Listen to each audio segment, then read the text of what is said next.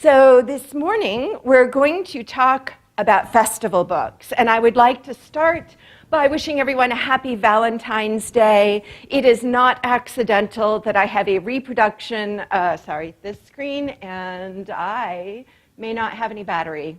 Sorry, no, not seeing any light. Let's see if it goes forward. This is dead. Thank you, should have checked it. So the heart that you see is something we're going to talk about in a few minutes. It is out of a festival book, and yes, that's actually a heart. It's a symbol of love, and we will talk about what's going on with that. This is a significant moment in the representational past. The display of the heart as part of the ceremonial of the wedding is part of what's going on in festival books, and that is what we're talking about today, these festival books and what I call ceremonial posturing. Festival books are the excuse to do more and better, more abundantly, with greater resources. It's a form of conspicuous consumption captured in printed volumes and shared to the public. So that's what today we're talking about. I will, when I get my 15-minute card, stop whatever I'm doing as far as I've gotten and jump ahead, because we're going to end today looking at one specific wedding. But I'm going to start today looking at a bunch of different examples out of the festival book literature. So here's one of them. In 1571, in Vienna, the Archduke was getting married to the heiress of Bavaria. It was a very happy occasion because he actually chose her. He rejected the first three brides that were proposed to him, and he married his, I think she's his second cousin, so nothing icky there. But they seem to have had real, genuine affection for one another. So a happy marriage that wasn't just about the political alliance.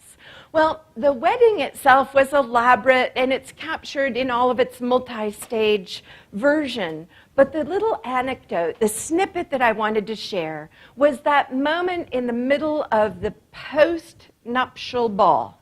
So you've been to the church, you've done the mass, you've had the music, you've had the celebrant, you've come back, you've changed into your party clothes, dancing is going on. The dancing lasted until 5 o'clock in the morning. And in the middle of the dance, there's this interruption, and the ceiling opens up, and down comes this staircase. Whoops, I'm not on the right slide, sorry. I can see it. You can't. There we go. Down comes this staircase, decorated in brocade, in this elaborate cloth, with people.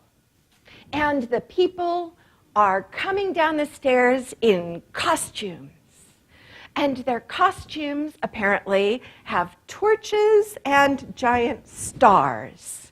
And there is this song that unfolds that goes on and on and on and on. And in the song, it talks about each of the 9 stars, because they are representing the constellation.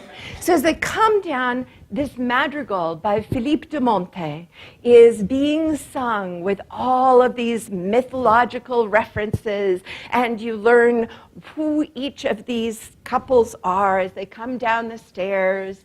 And at the end, the invitation goes out. The rulers of heaven are now to join in the dance to celebrate our wedding couple. Well, we don't have a picture of that available to us on the internet because festival books have largely not been digitized because they're, I don't know why. I think partly because they're really expensive and elaborate, and Google never got there. So alas, we don't have the digital copies. But we do have some samples out of them. So this is not that particular part, but it is exactly the same sort of thing that you would have seen. Think parade float. You've got an elaborate, raked setting so that you can see all the different people. You have the musicians You have them in costume, they're wearing masks, they're decorated. This is a show. And so you've interrupted everybody's like participatory dance to have a moment of, ooh, look at our actors. Isn't that cool? Well, the song itself is designed to be meaningful for the moment. The nymphs, mothers, and virgins, those mortals whom the gods have elevated by rotating the stars so that their likenesses might swiftly fly. It's the constellations. And as you come down, each of the individual constellations, Virgo, the Bear, Ursa Major, Cassiopeia, Andromeda, and eventually the Pleiades, gets called out with a strophe, like a full stanza, about what mythological daughter of such and so, married to thus and so, signifier of the this and that. So really elaborate, I know my Greek mythology text. So a little bit showy-offy, that's deliberate. The stars come down, and then they are, at the last strophe, told that clapping with roving feet and much joy, come adorn this festive round dance. So we talked about dancing last time. Dancing in circle dances is sort of part of the experience of being at weddings. And so your mythological characters, your constellations from on high, are going to join the great ceremonial. They're going to become part of this wedding because, after all, in this environment, the Habsburgs rule over both all of the earthly territories, but also, by implication, the heavenly ones. So it's complete PR fodder for the power of the Habsburgs. Beautifully done, celebrating the bride, but making a point about power. That is the theme for the Festival Books as we go through today's conversation. So what are festival books? Festival books, and I quote Helen Watanabe a lot today because she has studied these really extensively. And for today's lecture, actually the very last slide is a bunch of bibliography because this stuff is really cool. Nobody talks about it. There's not been a good documentary on it. And it is some of the most multimedia material of the 16th, 17th, and early 18th century. So I think everybody should go learn about these. These printed records of festivities were usually commissioned by the person who is hosting the wedding, so the prince or the prince's parents. And it was distributed to a broad public. That is, they're put out not just for the people who are attending. It's not just a souvenir book, but they're available for sale. You, too, can get eyes on what happened at that royal wedding. Isn't that cool? And don't you want to invest your pennies? And if you go on eBay on a lucky moment, for a mere £10,000, you can buy one of these for your very own self in this modern day and age. Because there's so many of them. They're still out there available for purchase on the rare book market. So there are a number of different kinds of festival books. And I'm going to give you sort of a quick classification. Then we're going to talk about some of the details of the events that they contain.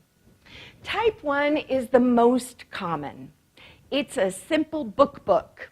It's prose. It might have one picture, but largely it's prose. And these are narrative accounts of what went on.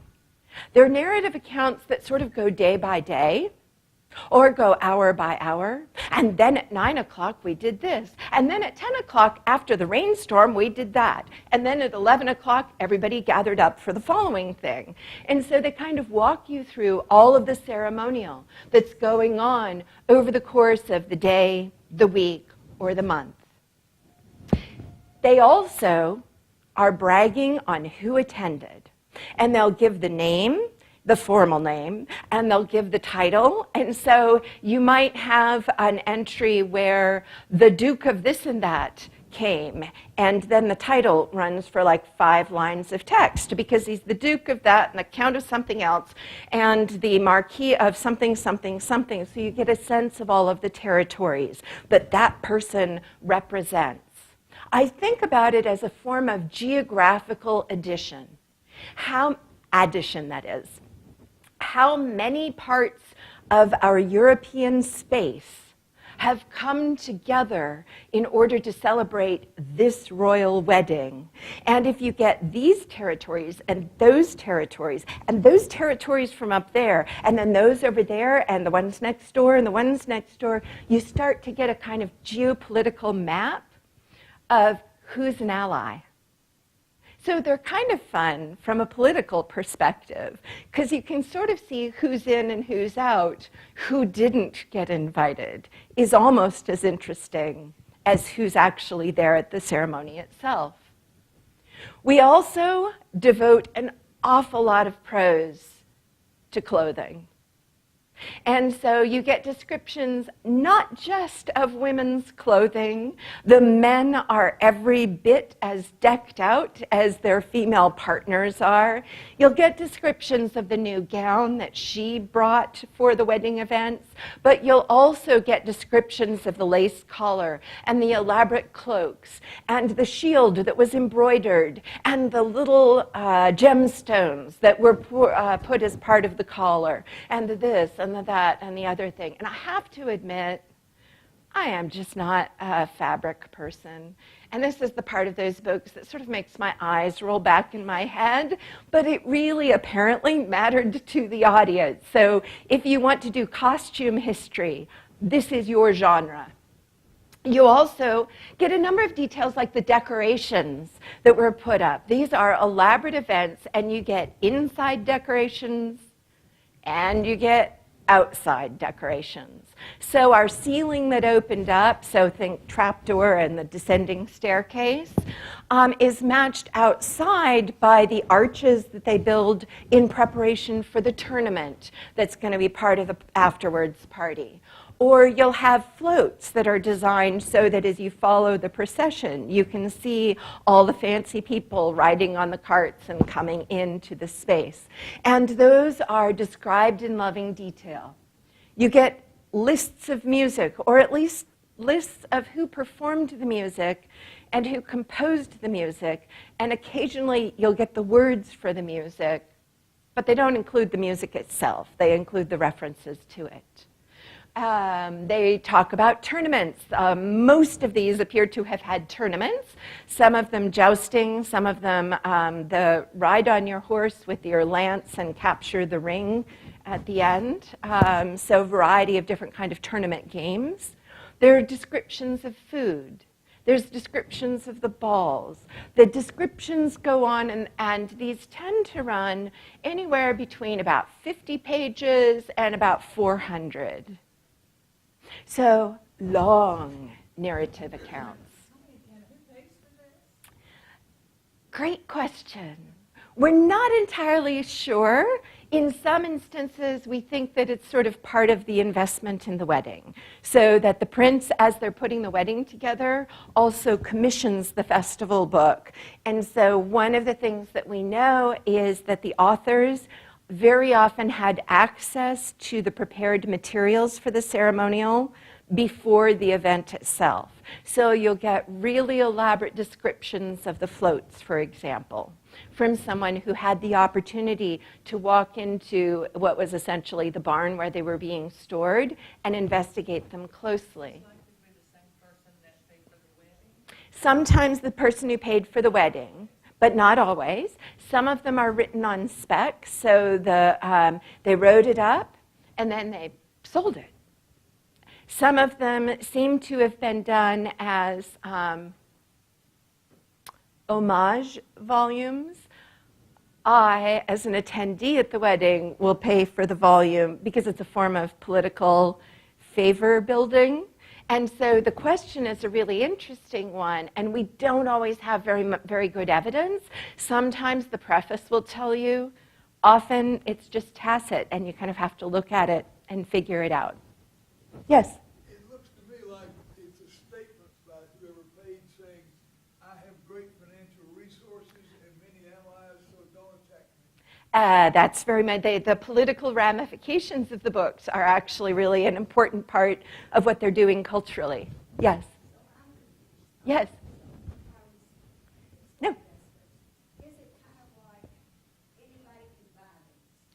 Many of them are available through booksellers, yes.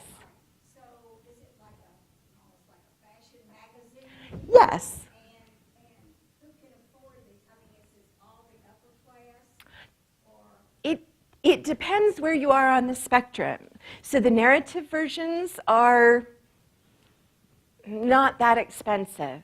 Some of the more elaborate things that we'll be seeing later on would have been available to your extremely well-to-do. So think very well-off merchant class and then the nobility themselves. what buy it? Mm-hmm. Where do you go to buy it?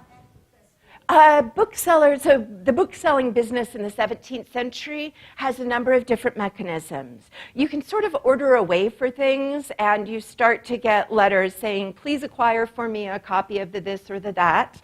So essentially, you send out an agent to go get it from the person who has it. Or you can go to there are bookseller shops, particularly in the larger centers. So Paris has a bookselling quarter. So does London, so does Munich. Vienna is starting to have little pop-up houses. And these are places where they'll bring in, they might bring in 7 copies of a something and see if they sell. And if they don't sell, then the booksellers will give it to the individual roving itinerant bookseller who will then go around from place to place with the books available saying, wouldn't you like to consider having this beautiful book? Look, it has woodcuts. And so that process of sort of passing through the more industrialized bookselling houses, but then being available from your peddler is one of the things about the book trade. So great questions. Other questions before I pick up? Yeah. Who came down the stairs? That is also an interesting question, and we often don't know, but we are pretty sure from some contexts that you have your choice. As you're putting your ceremonial together, you can use the people out of your chapel. That is, the entourage of musicians at court are where a lot of your people come from. We know that they commission people to come in from town to participate because we have some payment records. But you can also train up those very precious, here it would be the young ladies of court, and teach them how to do this entry, because it's just walking down the stairs and then doing a little standing around while people sing about you. And so it can be participatory for the nobility. And so you can either do it with your paid actors or you can do it with your nobility. And the decisioning on that seems to be shaped by the individual circumstance of the ceremony itself. So what is it you're wanting to accomplish? We'll talk about a couple of examples of that over the hour, in that the reveal often, like you'll often come down and then all of a sudden there will be a moment where you realize that either it's your paid singers and we're about to get something really cool, or look, it's the Duchess of such and so. So the reveal is part of that. You don't know ahead of time who is going to appear in that moment.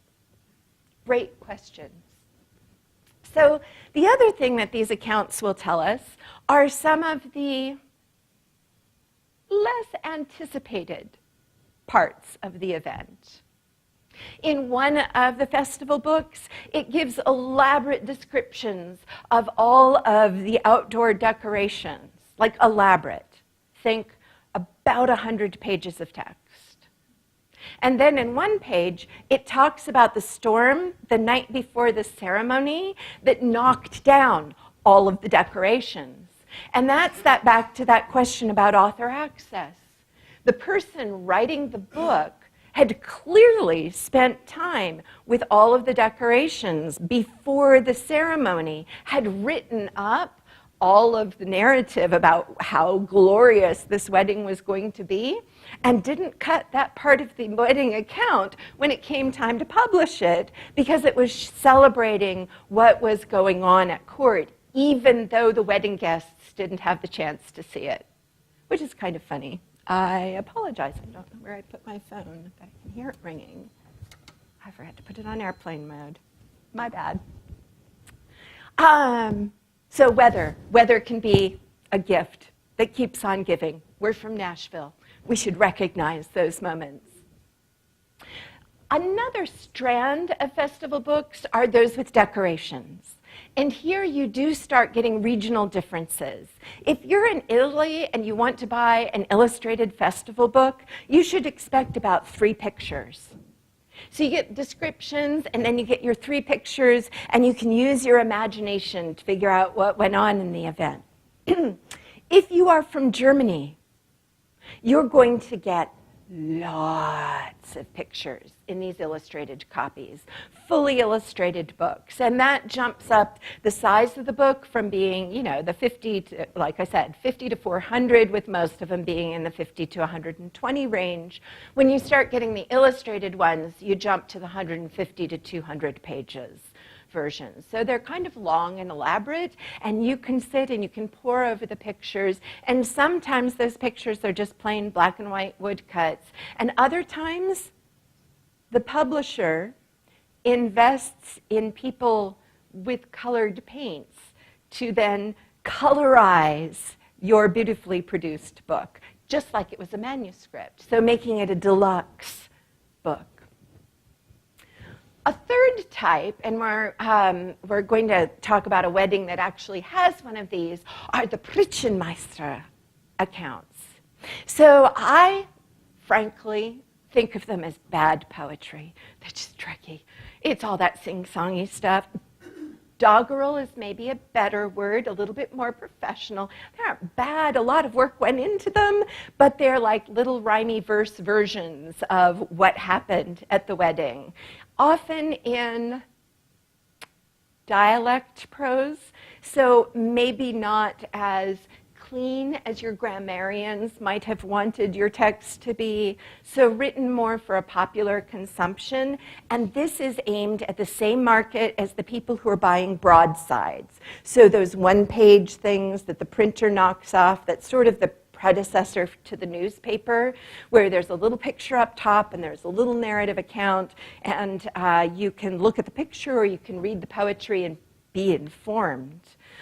So these Meister Accounts are really aimed at that same audience, but it is the sort of broadside, not the penny version, but the like $5 version. So accessible, just 1 or 2 illustrations, and aimed at a more general audience. These seem to have been like drawing the wedding down for consumption by the middle class.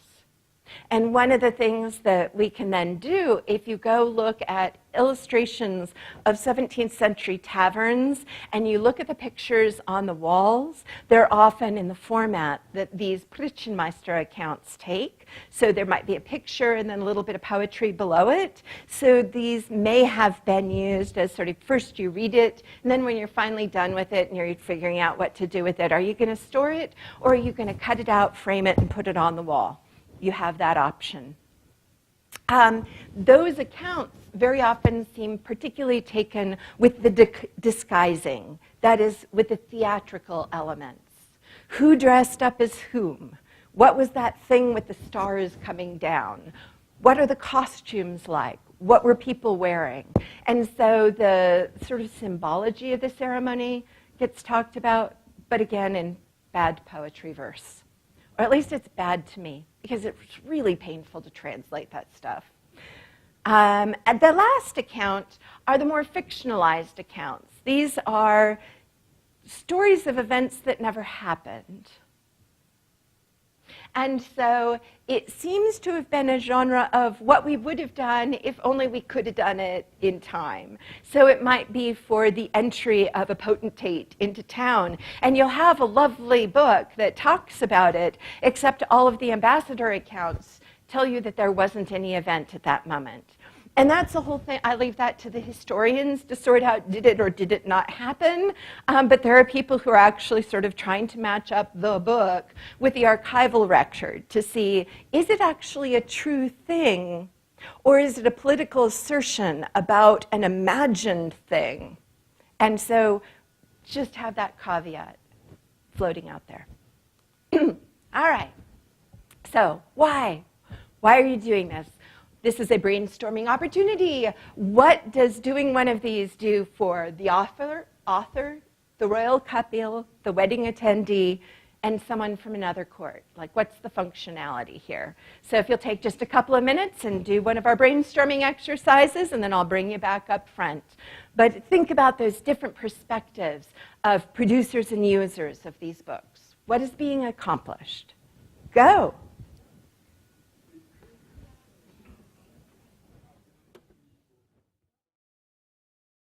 All righty. I can tell that this has led you to some good conversational places, but we're going to bring it back up front because I have some show and tell. I'm good, you can tell. This stuff just makes me excited. So I have a number of anecdotes that I want to share today. But let's talk a little bit about what the function of these are. What is it doing for us? Let's talk about the author first. What does this give the author? Yes, sir? Resume. Looky what I've produced, right? What else? Yes. Ooh, sometimes. Sometimes they seem to have been commissioned. Sometimes it's a duty assigned as part of your court duties. Sometimes you're paid as the book sells. So there are some contracts that suggest that this is like any other book. So ability to take in a little bit of revenue, but generally you're given a lump sum up front, and then the person doing the book selling keeps all of the profit. So not particularly well paid for authors in this time. Yes?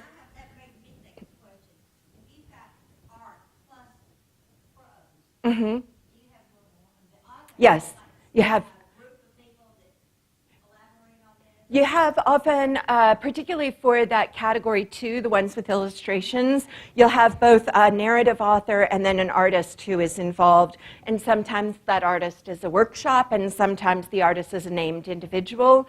And that means that these titles, when you actually look at them, if, for example, you were to go to the OCLC catalog to look one of these up, generally the printed title runs about this much of computer text, because it'll name off all of the titles of the people getting married, but it will also name off both the author and the illustrator and maybe the master of ceremonies, and then the place and the year, and like it's one of those, from a bibliographic control point of view, that's one of the reasons that we tend to do place, date, and couple, because the titles themselves are pretty unwieldy. But that's actually true for a lot of 16th and 17th century books. They're just descriptions. They're not really titles in the sense that we give them titles. Yes, sir? Is the author and the producer of this thing, and I'm using the word producer in terms of a television special today, it takes a really skilled producer to put all this big thing together. Sometimes, yeah. Sometimes your author is the producer. More often your author is one of the members of the production staff. So we will see examples today of a musician from the cantorai, that is from the court chapel, who is a participant in the event, and what bias that gives you in the account. And then another author from that same event is actually somebody who's involved in the kind of choreography and processional display sort of things, and what you get out of that account. So you'll have people who, there's one book, and I think it's still in the PowerPoint, I was cutting stuff, but one of the authors is actually the guy who developed the equestrian ballet. So if you think about the whole of the account, the marriage ceremony gets 2 pages, the horse ceremony gets about 30. It's all a matter of perspective, right? What else does the author get out of it? Yes? Well, I think all 4 is for prestige. Mm-hmm. You're trying to elevate your social position. Right. Whether you're the author of the couple. So, and it reminds me, I don't know if everybody knows about this magazine in Nashville that you can pick up at the beginning of every month. Are you familiar with in focus, mm-hmm. It reminds me of that. Right. Focus, it's glamorizing the parties and the people. Right. And descriptions of their weddings. So very much in that glamour vein, and also the I had access, so don't you want to hire me? So there's a little bit of self-promotion that goes into this. Saw one more hand. Yes. No? Yeah. Was that a hand or? Okay. Yeah, okay. Take it away. Were there festivities before the wedding? I mean, Yeah. rehearsal dinner, Yeah, not so much rehearsal.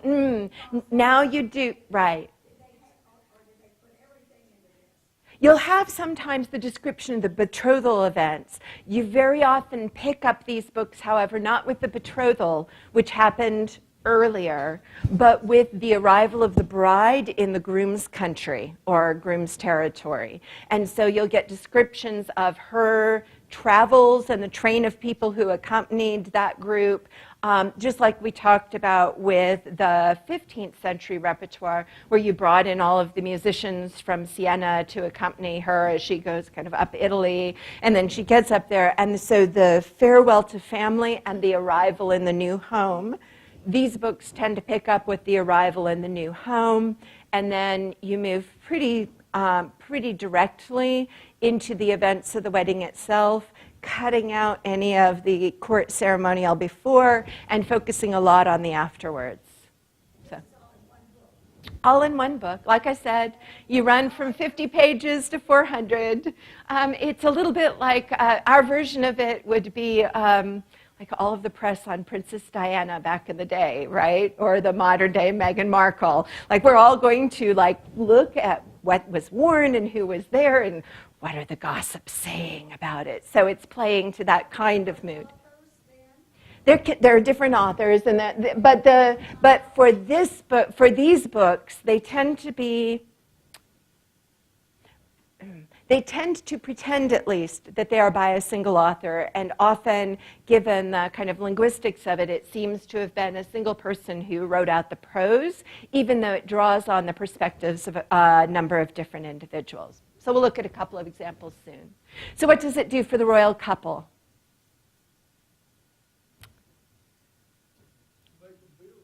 Makes them feel good. They are the center of the world. This is their big moment. This is something that will be remembered about them after the past. It's sort of a statement of permanence and a form of kind of political positioning. The wedding attendee, and I'll move along just because I want to show you my examples. The wedding attendees get a little bit of a, I was there, you know, when I sat down at the table, looky this. And sometimes the books were actually available for the guests as they arrived. And they would do a second printing that would include the actual descriptions of the things that happened. But the majority of the book was clearly, so it's a little bit like a program. And other courts can that sort of eavesdrop on these glorious happenings and figure out where they want to position themselves in this broader circle of conspicuous ceremonial. Who was not invited is absolutely critical. So analyzing one of these can take you weeks, months, years, and that's a lot of work because there are more than 400 printed festival books from the late Renaissance and Baroque period. So this is a genre that was like, it was huge and popular and widely circulated, which is why you can still buy them on eBay if you're really lucky and have a very deep wallet. They come out in France, although fewer of them in France. Germany, the Germans like the illustrated copy. Italy likes the narrative copy. Lots of descriptions about what the dress looked like, but no pictures. They were developed largely, majority, for weddings, but a number of other kinds of events. The entry of a potentate into a city, that could be the Pope, it could be another prince, it could be the ruler arriving to a town within the ruler's territory. You could put them together for christenings, for parades and triumphs after battles, as tournament books, as treaties, as royal visits and exchanges. It's an adaptable repertoire, but the ones for the weddings are the ones we're going to focus on here and have been a lot of the focus of the scholarly discussion. Although the major scholar currently working in this repertoire is someone whose scholarly area of interest is equestrian events. So you get a lot of information on the tournaments. These books, their relationship with reality, as I've already indicated, is complex. Sometimes they're completely fictional. A lot of times they're descriptions of what we wish had happened, if only it hadn't flooded out the field. Occasionally you'll get an acknowledgement that the tournament was all set up and they had this and that costume, and then it didn't happen because it was too muddy and they were worried about the safety of the horses. Is that like our version of fake news? Yeah, our version of fake news, very much so. And there are a lot of things that are in it where you really have to, you look at it and you think, was that truly true? Or is that the kind of version of what somebody wants to think about as being true? So let's take a few examples, and I'm going to go romping through these. Early one, 1475, the Sforza and the d'Aragon families are getting married, Constanzo and Camilla, and the book itself, as I said, picks up not with the betrothal, which has happened in this case months and months beforehand, but rather with her arrival in her husband's territory and the official reception at which she is sort of greeted by the populace as their future ruler. The wedding ceremony comes in sort of position 3 in the collection. And then lots of elaborate discussions, banquets, balls, fireworks. There's a tournament, you have jousts, you have theatrical displays, you have lists of food things, you have, I forget the number of eggs, but you list off that glorious consumption of just how many this and that's you have. And again, that focus on these theatrical elements, the disguisings, and the machines. One of the things that's going on in this space is that they're doing a lot of what would later day become stagecraft. You're making things with gears that can do cool visual effects. So you might have a cart that has a fountain on it, and the fountain is actually, the water is spurting up because you've got boys who are churning the basically the wheel, and so spurts of water come out, and the crowd can be splashed as the water drives by. And isn't that cool? Because we all know that water doesn't squirt up out of the ground unless you've had 6 inches of rain. So that ability to show off the sort of mechanics of the cool craft that our country can do or our dukedom can do is also part of what's being asserted. It's a little bit the early arrival of the importance of engineers as part of your local team. So other things, and I just dumped them in chronological order, but I just love these details, right? So you've got the 1585, there's all the stuff, and one of the things that I wanted to draw attention to is water battles are like a thing, particularly in Italy. Not so much in Germany, but here is an example in that German lands. So you'll have a water battle, and you'll have elaborate setups, and sometimes they'll make artificial lakes for those, and sometimes you'll use the nearby river, and sometimes you'll actually be out on the lake, so you put everybody on the lake, and there's one wedding where one of the boats sinks, and so then they have to rescue the wedding guests. So these elaborate water battles were part and parcel of this ceremonial. And then for that 1585 wedding, you have a mock tournament with pretend horses. So think individual people in costume, somebody in the front of the horse, somebody in the back of the horse, and then at a certain moment, out of the horse mouth and out of the horse tail, you have the fireworks coming on. So it's a little bit like that modern Chinese dragon dance, except with horse costumes. I don't own this. I only report the news. So the Medici in Florence are big into this kind of ceremonial. The Medici love a good party. always. So they do choreographic horse ballets, and they have the water battles on Arno, and everybody goes and stands on the bridge and watches the battle, and then they come back and they have sort of reenacted versions of the same water battle in the little cakes that they have on the display tables for people to go look at. Did you say how the battle was came to be? I mean, did they throw water at each other? Oh, on these water battles, actually, what they're doing is they've got little boats out on the lake, and they're essentially enacting a real battle, just like a joust is enacting a real fight with soldiers. This is a real fight with miniaturized boats so that you can fit them in your space and everybody can watch them. And sometimes you'll have like a full complement of sailors to be doing, rowers to be doing that work. And sometimes you'll have this sort of miniaturized version where you've only actually got 3 people to do the paddling, but it represents a full man of war. So it depends on depends on the size of the body of water, just depends on the purpose of the water battle. So they scale to different sizes, but it's a little bit like reenacted TV footage, like there was this huge battle and we were victorious and now we're going to bring it in and show that this is the kind of battle that our loving couple will triumph as they engage over the time of their reign, I guess. But the conclusion, the political conclusion, is never drawn. They're well, maybe never is a strong word. I have never seen a political analysis of what it's supposed to symbolize. They simply say, and then there were the boats, and then there were this many people in the boats, and the boats were painted this way, and they were out on the water, and it took 30 minutes, 90 minutes, 120 minutes, and during the battle there was this and that happened, and the cannons and the so that you get the description of the what, but not the interpretation of the why.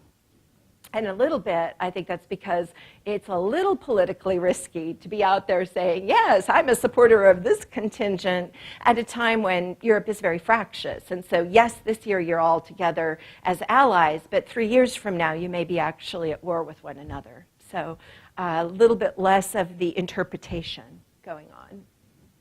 Again, in 1667, you have one of those volumes that focuses on the machines and the horse ballets. And again, teaching your horse to back up appropriately and to rear up without kicking anybody. Those are skills, and you can still go see the Spanish horses in Europe, and they're a marvelous display, but just an amazing part of sort of ritual splendor that doesn't have so much to do with why the man and the woman are getting married, but are, again, that positioning of the realm.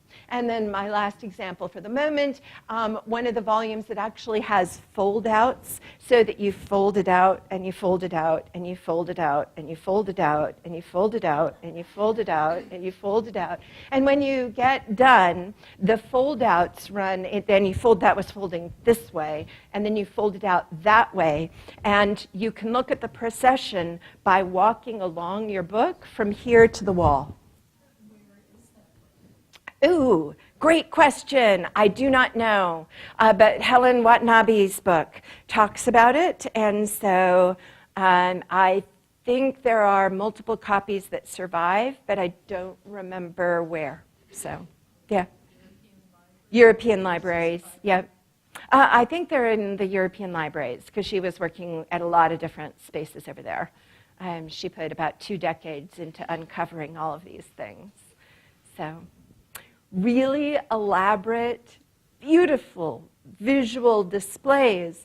And as you're walking along your procession, you can imagine that you yourself were there, right? And you can see the order in which things happen. And the order is always important because it tells you where you are in the hierarchy and where are there musicians and when was it the little mechanical doodads that were the focus. So yes, lots of very elaborate books in this repertoire. So Stuttgart, we're going to talk just a few minutes about Stuttgart. Here is a first volume. In 1609, you have the Duke of Württemberg and his spouse. They get married, and there's a lovely narrative volume. And then a separate book that has 214 plates. So really a visual account of everything that's going on. And that's a really lovely, like it really lets you figure out what was that ceremony like? What were all the different things that happened? And it must have been popular because 7 years later, when the next of the dukes, so the Württemberg dukes, all of the boys are called dukes in the narrative, which is different than most of the places where you have your duke and you have all of the brothers who are usually marquises. Here, all of them are called dukes, so it's hard to sort them out. And I think there are 6 brothers, but this duke gets married first. Then one of his brothers gets married as duke, and all of his brothers, the dukes, all participate in the next marriage, which is in 1616 and is written about in 16 and 17. There are, again, a couple more volumes that come out, and here it is with the elaborate ceremonial and my picture of the heart with which we started today. So the Duke of Württemberg and his brother are getting ready for the tournament. So they're processing in, and they are processing with these hearts that are magically moving along. And you cannot see how they are moving because down beneath the heart, you've got that stone which is hiding the wheels. So essentially, you've got drapery, and so it's like they're floating by. So cool. So lovely little parade, and then there's next group. You have victory, and you have constancy. Victory at least gets a palm leaf. Yay! Constancy, I'm sorry, it's a turtle on a stick.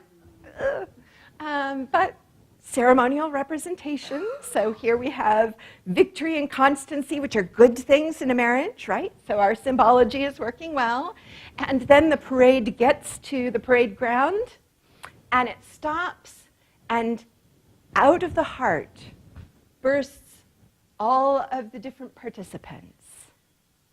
And what's fascinating about the book, if you look at this carefully, so there is the Duke revealed. So the Duke has come in on the heart, and there's the big reveal. And in the moment itself, it was actually, and then the heart doors open up, and out comes the Duke. There he is on his horse. It's all cool. In the book version of that, you have to lift the flap. So it's like one of those little kiddie books from when you were 3. You lift up, and there's the Duke who is concealed inside the heart as he is getting ready to exchange his heart with that of his dear bride. So nothing subtle here. Subtlety is not what we're going for, but kind of cool. This particular event is, again, not something that's been digitized. But from the same wedding, we have a picture of a different part of the ceremonial. And I think it gives you a sense of what those hearts would have felt like to the audience, because they have these faces, and you can see emerging out of the faces the jongleurs, the jugglers and acrobats who are then going to run around the parade ground and entertain people. And so you can see the kind of visual splendor of the disguising and understand a little bit why it was so cool that you'd want to be talking about it 3 years later, because you've read the book account of it. So like that one a lot. Yeah. Do you think those are accurate representations? I mean, They're very elaborate, and we know from the payment accounts, and we know from the numbers of essentially parade descriptions that making these elaborate floats was like a hobby. Kind of like we have the Rose Parade, and people will spend months upon months upon months putting together all of the costume and designs for that. It's very much in the same vein, but with the materials they had available. What materials did they have? A lot of it is made out of cloth and wood, and they use carpenters. There's some discussion of, if you will, metalwork that goes on in some of these, but a lot of the discussion is about the kind of fabric and costume elements, and so seems to have been in that side of the court production realm. Conspicuous consumption. But I love this picture, and it is not actually, it's allegorical, but mostly this is meant to be a picture of those jugglers arriving, getting ready to do their thing. And you get the verbal narrative account that's reinforced by this pictorial account. So again, back to why. We're talking about permanence and about having spent so much money, you might as well record it because memory is fleeting. And so that idea of glory and the prince's glory, the importance of our court because we can afford to do this, the sphere of influence and the propaganda, the circles that you run in, and this notion of the power block. And then also that sort of idea of an aide de mémoire. It is something that reminds you of that thing that you heard about or that you got to attend. Helen Watanabe describes them as prepackaged interpretation of the festival that it purports to narrate. That's back to the idea that the person doing the writing may have spent most of the previous month wandering around looking at all of the stuff as it was getting ready, because it takes a long lead time to get these done. And the accounts, you could never capture that many details of a parade as it goes by. So you pre-plan what you're going to say about it by looking at all of the stuff, and then you adapt your account on the fly to reflect the things that went on. So short version is these books are actually in some ways an aspect of the festival, not just a book about the festival. They become a resource to your understanding of what's going on. So how do we know that there's any accuracy whatsoever? Because they're not always particularly clean in terms of trustworthy detail. Well, we do have a number of manuscript sources, and we tend to trust those a little bit more than the published version. I don't know. People, when they're writing for the press, often say what they want to be out in the press.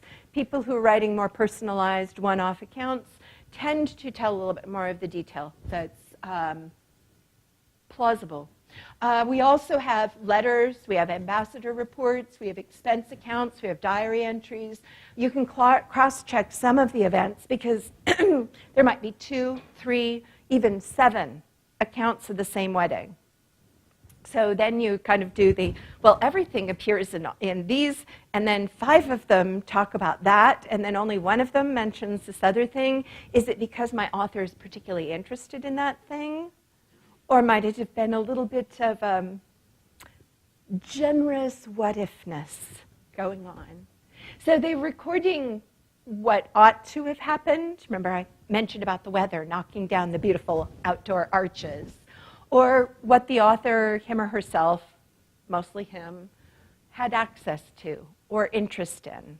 So the shape of the account is shaped by the author who's writing it.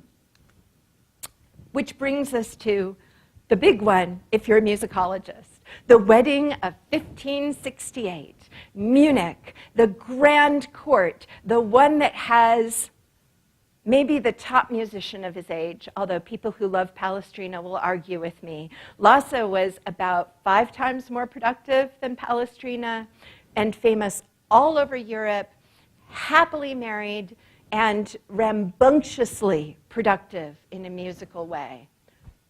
Palestrina worked for the Pope, was a bit of a sourpuss, argued with people about his fur shop, but Palestrina had the papal apparatus saying Palestrina's music is really, really good. So we tend to listen to a lot of Palestrina, and then we look at Lasso as the guy who wrote those fun songs. But our friend Wilhelm the Pious has this elaborate musical cantorei, a musical establishment of singers and instrumentalists, and they are producing the hits of Europe for a period of about 25 years. That's the Mecca. If you want to go to court and see music, go to Munich. And so when Wilhelm gets married to Renee with an E, Renee without an E, she's like the most interesting person to track down on the internet. When the 2 of them get married, it is an elaborate, huge, hairy deal with a lot of music. So musicologists love to talk about it. And it is happily one of those events with the 3 different accounts. So you get the one that I love, which is Troiano. Troiano is one of the singers at the court. He works under the Maestro di Cappella Orlando di Lasso. And his dialogue account, it's about 250 pages, talks a lot about the music. Then you have that middle account, the Wagner and Solus Beschreibung, done by an artist and a narrator, and we will look at that in just a few moments. And then we have one of those bad doggerel verse versions. So you can look at this wedding with whatever lens you want to, and there's a lot to look at. Abundance. Abundance is basically the theme of all 3 accounts. Here, for example, is your first meal. The first course of the first meal after the wedding. The first course of your first meal, and this meal alone is going to have 7 courses. Love that. So it's also abundant in its music. You have singers, and you have instruments, and you have pictures of instruments, and you have accounts of instruments. The musicians of the Royal Duke from Bavaria thereupon played various delightful compositions, among them. So, just a little bit of a, what are we doing? We have a couple of different kinds of instrumental music going on that's talked about by Troiano. We have music of the broken consort. It does not mean that you need an instrument repair person. A broken consort is when you have a variety of types. So if you see there, here's my lute, here's a bowed viol, here's somebody playing a keyboard, there's somebody with a trumpet. So you get a range, that guy's playing a sham. So you have a range of different kinds of instruments playing together, so a multicolored tapestry of sound. That's a broken consort. Its opposite, then, it later becomes called the whole consort, and that's here's a viol, here's a viol, here's a smaller viol, here's a smaller viol, here's a really teeny tiny viol, and so you get the low, big, deep ones, and the really, very high ones, but they're all the same timbre or color. So that's the opposite of the broken consort. So yeah, at this wedding, we have some music. This is a section of the account, and if you look, you've got a lasso motet. Remember I mentioned Lasso, the guy who's the head of the chapel, with cornets and trombones. You have a strigio madrigal with 6 tromboni grossi, in other words, a sackbut ensemble. You have motets by Rore played by viola da braccio, which is an arm bowed instrument. You have 12 voice works of Annibale Padovana, and that is played by this group of instruments, that group of instruments, a cornet, and a regal. And again, elegant music, and more music, and more music, and so really elaborate descriptions, and descriptions of what instrument is playing what line. This is before we did scores. Like in a modern orchestra, they'll tell you in the margin what instrument is playing what part. Here we have to go to account like Troiano to figure out what instruments are playing which account. We also get the big name guys of Bavaria in music. So you have Lasso, Rore. It's a terrible picture of Rore. It comes from one of his publications. Rore is like Mr. Madrigal. He's the hero of his generation, the most published in his generation. He writes secular songs. Strigio and Padovano, they're like the who's who of this part of Europe, and all of them contribute music for the wedding. So I am going to, in the interest of time, oh, right, why do we have all that music? Well, remember I said first of 7 courses. Each course gets its own musical material. And because Troiano cares, he tells us lots of details about what it is. All right. And I'm going to skip over this. Lasso does a mass. Lasso does secular music, Lasso does instrumental music, and there's some beautiful pictures. This is not one of them. Okay?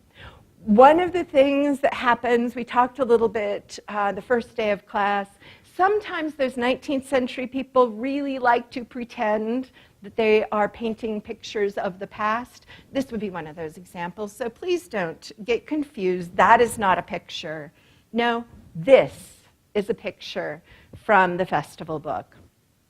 This is that middle book that we talked about. And there you have a whole array. There are 15 different pictures that are included in this festival book. There is, of course, the nightly exhibit, so our jousting. And you get really nice pictures of the fellows with their lances, the colors that are draped on the horses. You can tell that they are in costume. You can see the little banners on their little helmets. A lot of birds died to make a good festival, so it is what it is. You have, this is then the actual picture from a Frauenchurch, Frauenkirche. So the Our Lady Church, you get the picture. It's not a particularly beautifully drawn rendition, but it is at least the one of the day. This is the one that's published, and it is later backwashed with all the lovely colors, so we have a nice display of it. You have all of the people in attendance. You have the lovely couple, and these have been digitized. The copy that is in the copy that's in one of the libraries, the one library escapes me, has actually digitized the images. So here is the close-up of the couple actually being married with the celebrant, and you can see that her hair is done up, and you can see that they are having a number of different celebrants because it's a really important wedding event. Here's the big thing again. So back to seeing, notice everybody's dressed up in their best black for the wedding. So we tend to think of black as the color of mourning. They think of black as the color of formality. So there they are. And then the princely guests get their own separate plate. So we have the wedding, and then we have the guests. And that's interesting, right? Because if we've said it's about the who's who of who is my ally, then the reproduction of, hey, look, that one is where I was standing, gives you something to sort of narrate as you are looking at the book and talking about your relationship to the events that were unfolding. You will also see that there's the feast. There's always going to be a feast. And the feast is in a really elaborate, well-decorated space. Again, just like in our peasant weddings, we put up the special tapestry to say, look, this is where the special people are going to sit. So that visual display, you also have a bunch of different things going on, right? So there are people who are seated. That's nice. Then you have this group of guys like standing around with the little short guys. Those would be singers. So you have the boys and you have some men. Over here again, you have some boys and some men. And then if you look right down here, and we'll get a close-up, there's a portative organ, that is the kind that sits on a table. You've got some brass instruments and some wind instruments and some part books. You got somebody picking up the part book to figure out what it is they're about to sing. So you have the music built into the picture. You can look at it and you can say, oh, right, that's like Troiano said, that we had these kinds of instruments doing their thing. So here are a few close-ups. We're seated at the table. If you're seated at the table, you are important. So you want to have that chance to look closely at all the people there. Again, there's the couple. Lovely. Seated, and if you looked in the background, you'd see that little banner.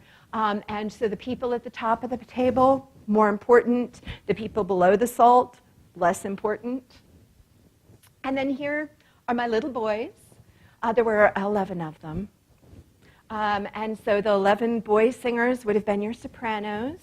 And you have all of this lovely repertoire that's vocal. We know that the choristers sing the Mass, and that was a polyphonic Mass, and that Lasso wrote it. We know that there's also secular music that's done over the course of the week-long festivities. You then have the plates themselves. Look, we've got covered dishes. Isn't that a nice way to serve your food? And then at the end of the hall, it's not very well depicted, but yeah, we're all going to not be sober by the end of the evening because those are wine. Then you have the folks who are sort of standing around in groups. I love the dog. The dog comes to dinner. It's just like modern day. Sat next to one on the airplane yesterday. Remember I mentioned the banquet of the oath of the pheasant? I don't have a pheasant. I have a pelican. Why? Pelican is a symbol of fertility. So you parade in the pelican in order to bless the marriage and hope for a number of children. As guests, because it's largely the males who are the important, right. Now, were women in attendance? The wives are in the back. The wives are just not being depicted. And it's back to that, are we looking at a gender-segregated environment, or are we looking at the part that is what we think needs to have happened? Because politically, it is the male who is the political leader who you are depicting, and we can't really tell from the evidence whether it is we've just sort of silently moved the women out or whether they were gathered up somewhere else.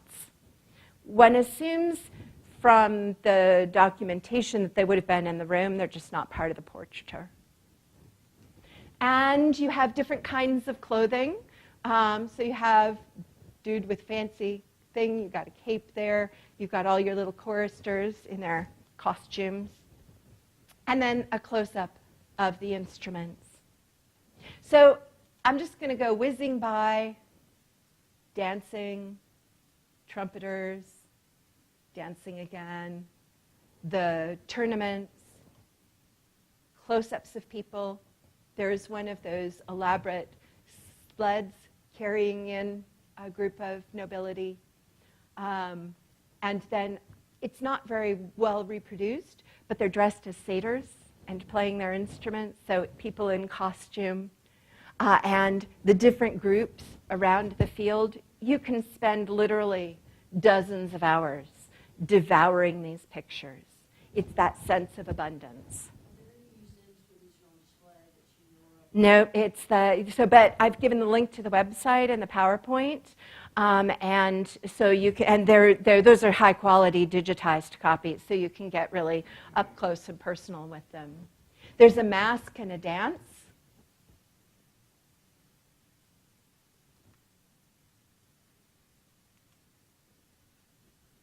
And you see the careful handhold. Really glorious. And then the musicians who are playing at the dance in a broken consort, because you've got various instruments playing together. And then at the end of the room, you've got your viols sitting with a pipe and drum.